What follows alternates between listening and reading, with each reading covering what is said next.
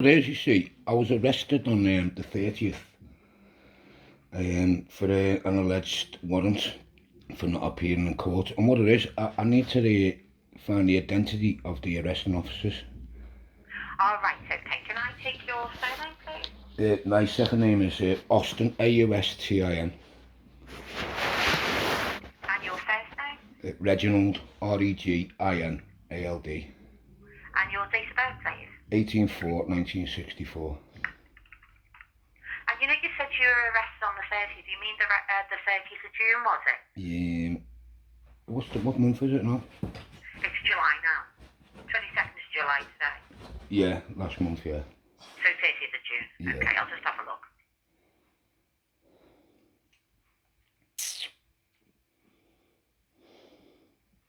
And it's got to be the officer that arrested you. Is that who you want? You want their collar number? Yeah. Okay, won't be a moment. Thank you.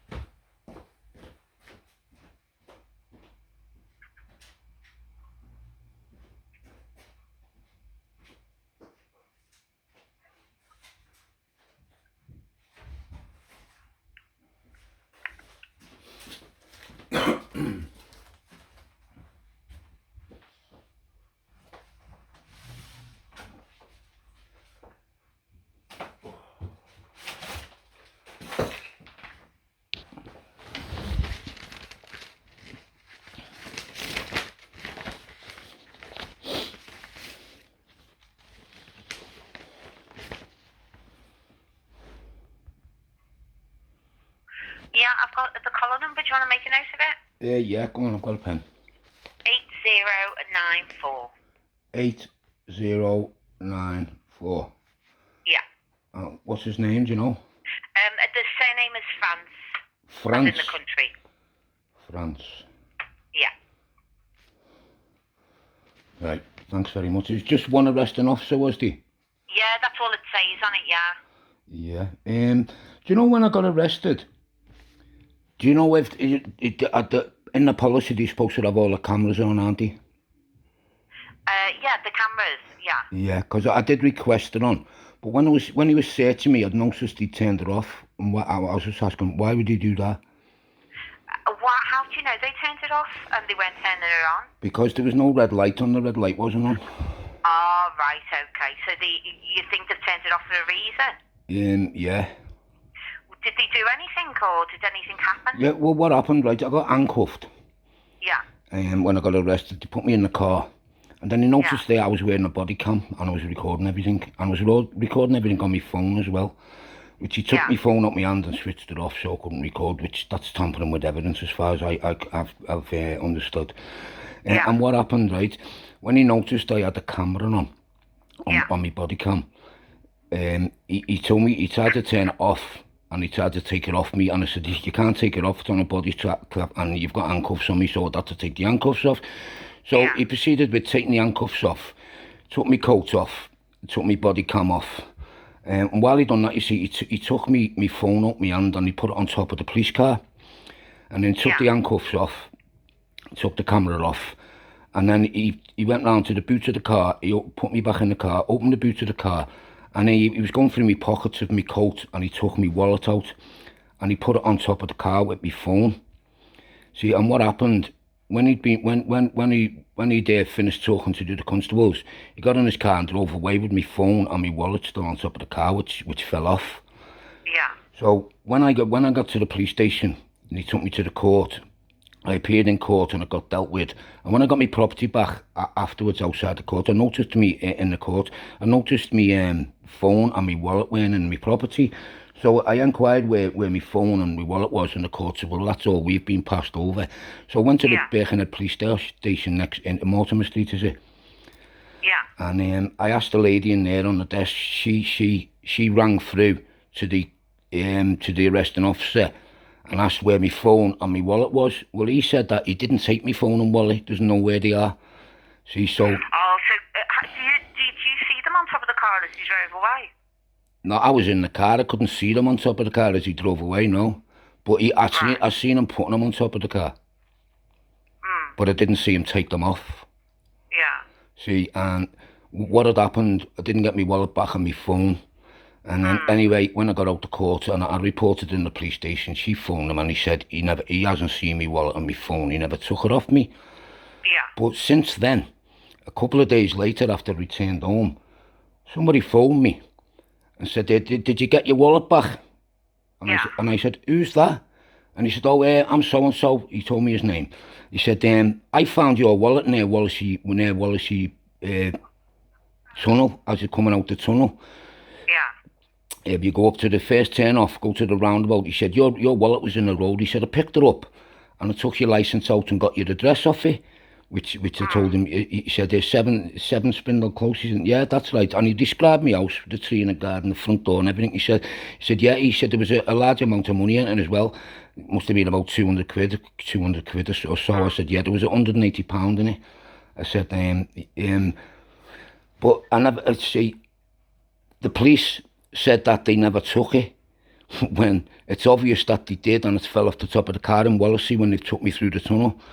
See, and this fella, he said he'll sign a sworn statement where he found it and what time. He said he found it around about before dinner. He said it was before dinner because he went to work in Liverpool and coming back, and that's when he found it. Well, when he found it, I was in the police station locked up, you see, or underneath the courts, locked up waiting for the court. Yeah. So he's going to make a statement saying that he found it in the street. So that's evidence that it was left on the car. But I still haven't recovered my phone because I think with the phone being heavier and it slid off easier, but with the wallet being leather, it stuck to the top of the car until he's gone round a sharp bend and then it fell off. Yeah. So I've got evidence that they did leave them on top of the car. Well, they were found in the street while I was locked up by the police. So I just want to know their numbers because I'm going to make a complaint. I want to make a claim against them, you see. Oh, right, okay. Do you know how to go about that? Do you know how to do that on the website and everything like that? No.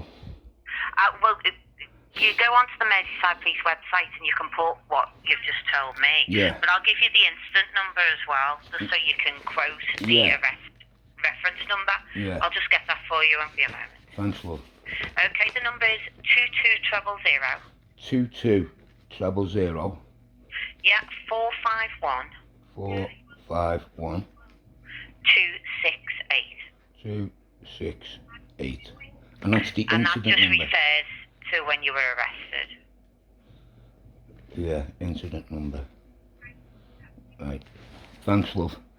So I'm going. Okay, no worries. How do I go on this website? But you just search Merseyside Police website, and when you go on it, it'll say thanks and complaints. So you can start the complaint on from there, and it will get looked into from there. You'll get a reference number once you put it in. Yeah. Would it be better going to see a solicitor?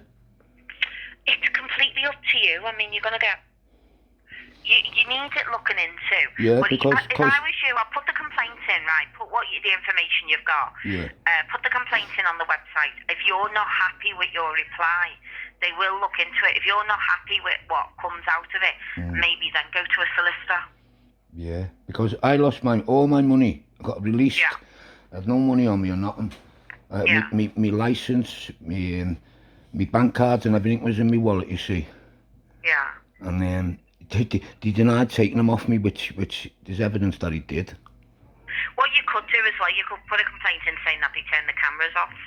You know, you can... I've already put in a freedom of information request, a DSAR, to get all any data held on me. Yeah. And all the camera footage and all that as well. So. Yeah. But there was a few officers there, and some of them must have had the cameras on. So maybe the cameras will show that when he put them on top of the car, you know what I mean, and drove away and left it. Well, that reference number, everything mentions on that reference number who was there and what happened. So you've got what you need with that number. That's all you need to mention. Everything will be attached to that number, okay? All right then. Thanks a lot, love. All right, best of luck. I hope you eventually get it back anyway. I doubt I'll get my phone back now, will I? Oh. I know. But I can't understand why he lied and said that he didn't take them off me when he know damn well he did. Because he can't even, he couldn't even have forgot. Was all the footage gone by then? Was no one videoing at that point now?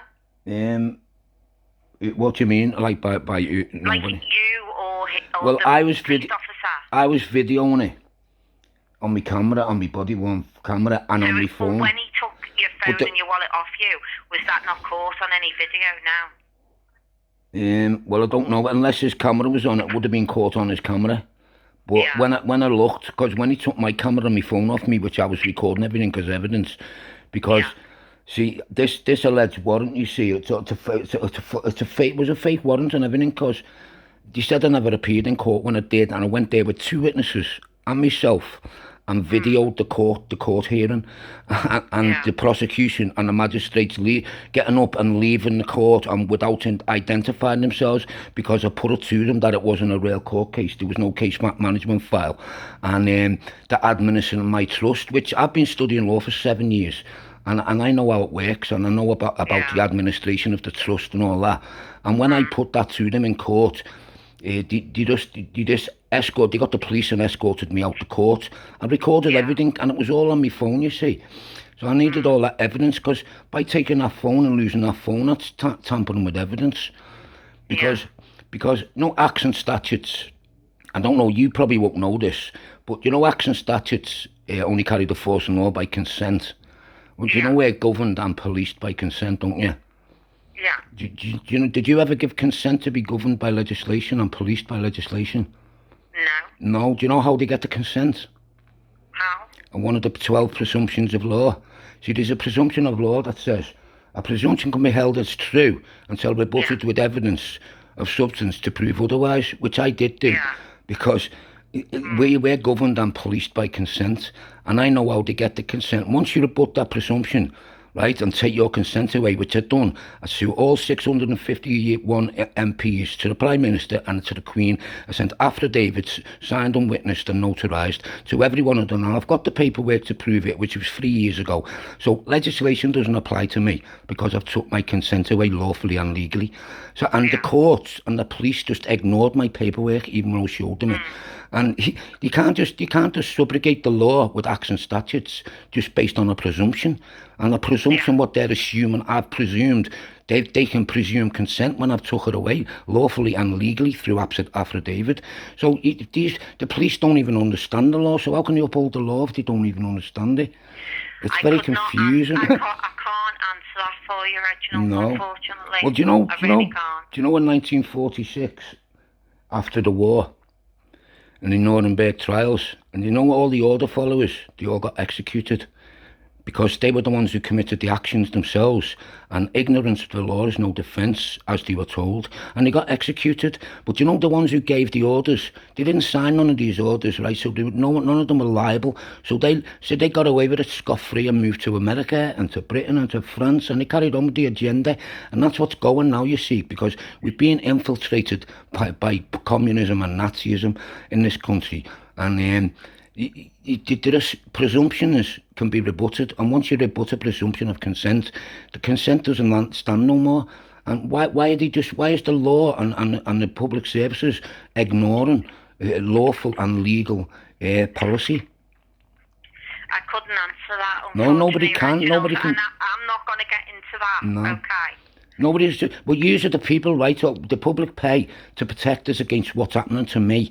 But when it's the people who you have to complain to and rely on to help you are the ones what are doing it, where do we go from there, love? I couldn't tell you that. See, we're living. All I can do is try and help people when they call me, and that's what I try to do. I can't speak to about.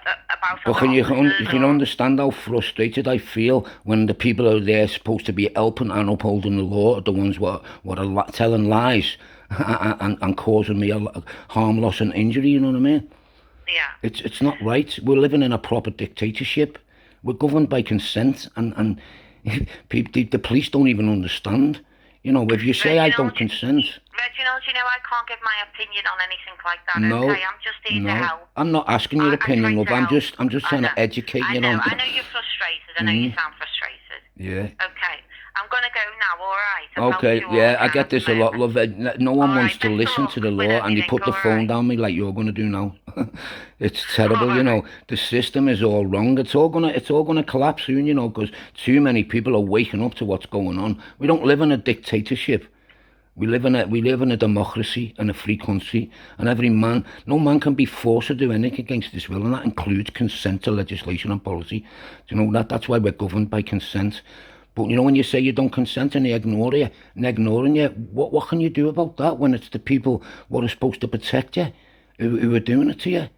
It's not right, you know. And it's treason on the people. What's going on in the public services like the police and the judiciary? They're acting ultra vires and malfeasance in a public office, which carries a 7 to 10 year sentence on one of them and a life sentence on the other. And I will push this all the way, you know, love. People can't. Reginald, listen, I don't want to put the phone down on you. No, okay, love. You have a lovely day. Nice, all right. You have a lovely day, and you just do your job like the Germans done. Thanks very much, love. Bye bye. Bye bye. Bye bye.